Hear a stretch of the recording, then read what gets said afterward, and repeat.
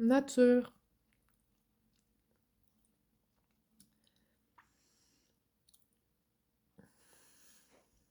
Je mange du popcorn parce que ça me rend nerveuse de vous dire ce que je vais vous dire. Parce que je sais que de toucher à la Bible, ça dérange des gens. Mais il fait beau. Puis,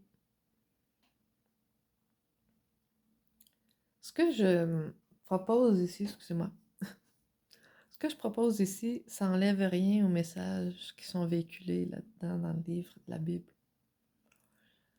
Ça fait juste ajouter une compréhension, un niveau, un vol. C'est comme, je propose une lunette. Tu sais, on met des lunettes pour comprendre les choses. C'est des filtres qui nous aident à.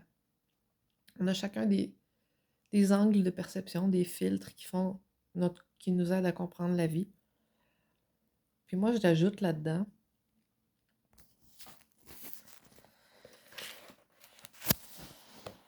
J'ajoute 2 éléments. La notion d'arbre géant, la notion d'ionisation. C'est tout. Ça ne change rien au message. Puis je vais t'expliquer quoi. J'ai ouvert cette page-là au hasard. Je consultais pas la Bible avant. Je l'avais, mais je la consultais pas. Puis là, j'ai ouvert une page au hasard. Puis je me suis mis à lire. C'était pas celle-là, c'était...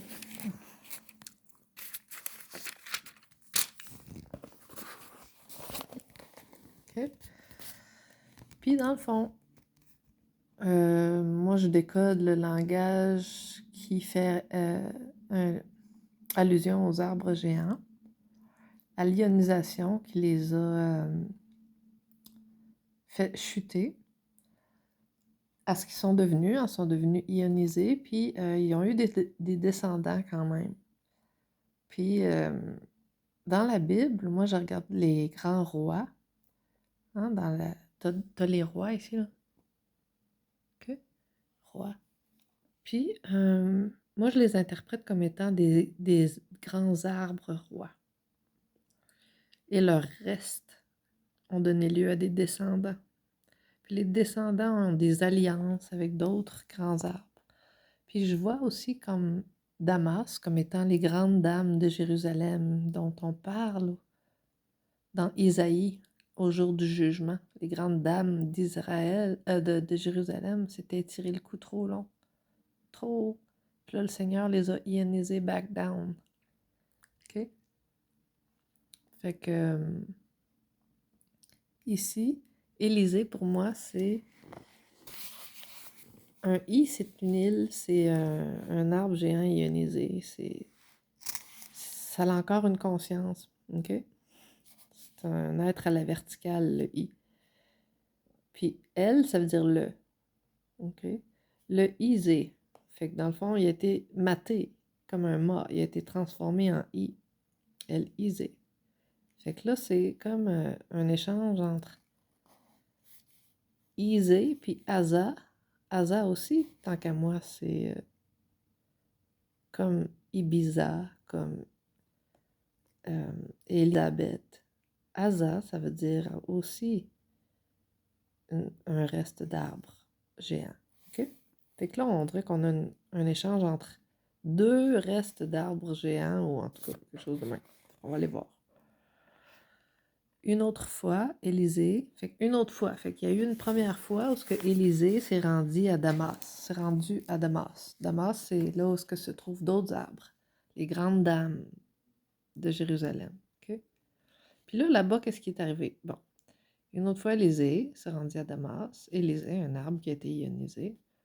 Ben, ça fait que ses racines ou ses semences, ou en tout cas quelque chose de Élysée, s'est rendu à Damas, là où est-ce qu'il y avait les grandes dames de Jérusalem. Or, le roi de Syrie, Ben, ça veut dire fils, Ben Hadad, était malade. Fait qu'il y a déjà eu un arbre avant Hadad, avant le roi actuel. Parce que lui, il s'appelle fils de Hadad. OK?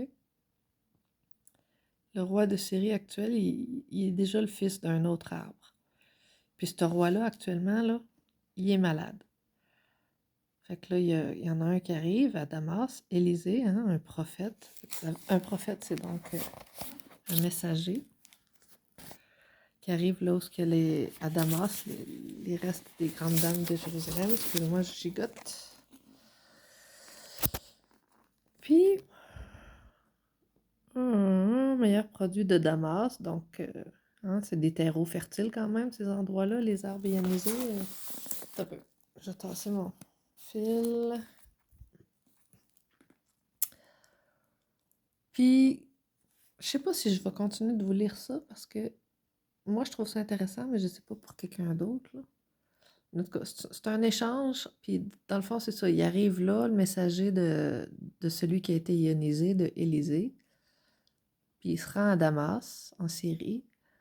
Tu sais, c'est des arbres par-dessus des arbres, là. C'est des arbres qui poussent de d'autres arbres, tu comprends? Puis là, ben, il est malade, l'arbre roi de Syrie actuel, qui est fils d'un autre roi, il est malade. Fait que là, le messager d'un arbre ionisé lui dit, ben, dis que ça va bien aller, là, qu'il s'inquiète pas, même si au fond, on sait qu'il va mourir, tu sais. Puis, fait que l'autre, il se met à pleurer. Oh non, il va mourir. Il dit, oui, mais inquiète-toi pas, c'est toi qui vas devenir roi. Fait que là, il fait, ah, OK. Fait que là, il revient voir le roi malade.